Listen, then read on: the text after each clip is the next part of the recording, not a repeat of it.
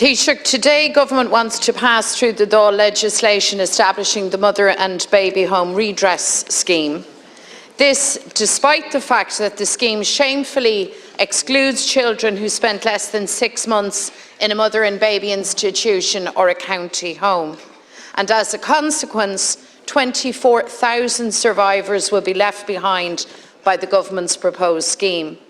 It is scandalous that this exclusionary, discriminatory provision remains in the legislation.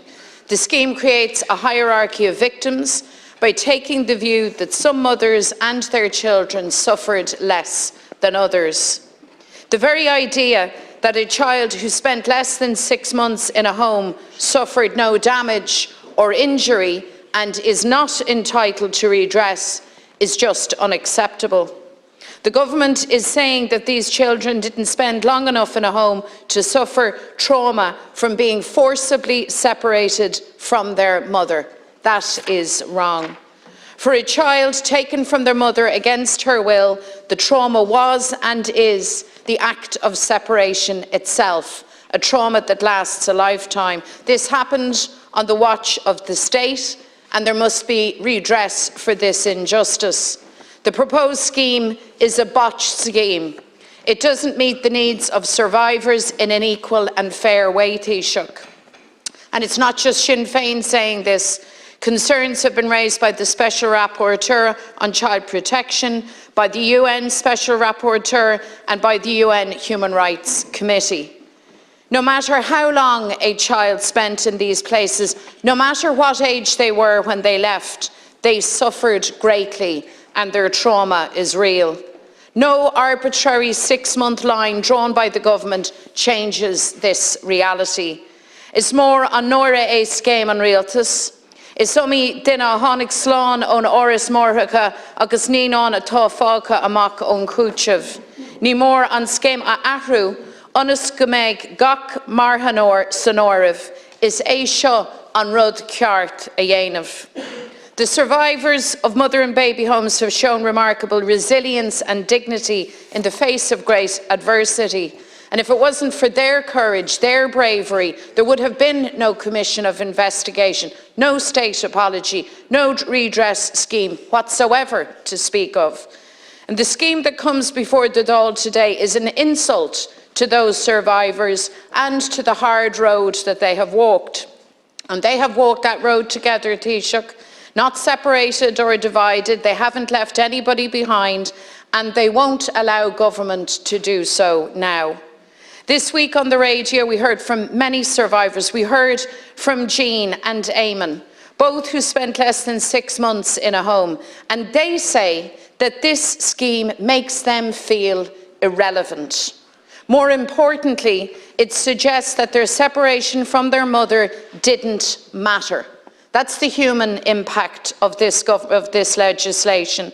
The opposition, I have to say, have engaged in good faith to try and get the changes needed for a redress scheme that is just, but the Minister isn't listening. Somebody needs to listen now, and that somebody must be you, Taoiseach. And I am asking you now, as Head of Government, to intervene and to drop this discriminatory 6-month rule. I'm asking you to bring forward a scheme that truly meets the needs of survivors in a fair and equal way. These women and their families have had to fight the state every step of the way. They shouldn't have to fight any longer. Thank you very much. Taoiseach, please. I just want to thank the Deputy for raising this important issue. The Mother and Baby Home Institutions payment scheme is currently being debated by the Oireachtas. The payment scheme will include financial payments to an estimated 34,000 people and a form of enhanced medical card for almost 20,000 people who are resident in mother and baby and county home institutions at a cost of approximately €800 million to the taxpayer. It is one of the biggest schemes of its type as we seek to put right some of the wrongs of the past. While no measure could possibly hope to make up for the trauma and wrongs committed in institutional settings in the 20th century, the Government has engaged and responded in a meaningful way. We've brought forward redress in several different forms, and it isn't just about money, one of which is the proposed payment scheme, which is the largest scheme ever brought forward by the state in terms of the number of intended recipients. On the 22nd of February, the bill was debated at report stage in the Dáil and adjourned until the 22nd of February. The bill will be presented in the Seanad shortly thereafter. The scheme will open as soon as possible in 2023 once the legislation is passed by the Oireachtas and the administrative framework is in place, and we want no further delays in that regard. In parallel with the legislative process, intensive work is underway on the development of the structures we need to put in place to administer the payment scheme, including an independent executive office situated in the Department of Children, Equality, Disability, Integration and Youth. We recognise the fact that many women face significant barriers, including the lack of financial and family support, which left them with no choice in this matter. They were abandoned by the fathers of their children, as noted by the Commission investigation report. Shame, stigma and ostracism all contributed profoundly to a hostile environment in which to be a single mother outside of marriage. The implication that adoption in all cases equated to forced family separation can create a harmful and hurtful narrative for adoptive parents and their children, whether adopted from a mother-baby institution or another setting, and I think we need to be sensitive to that too.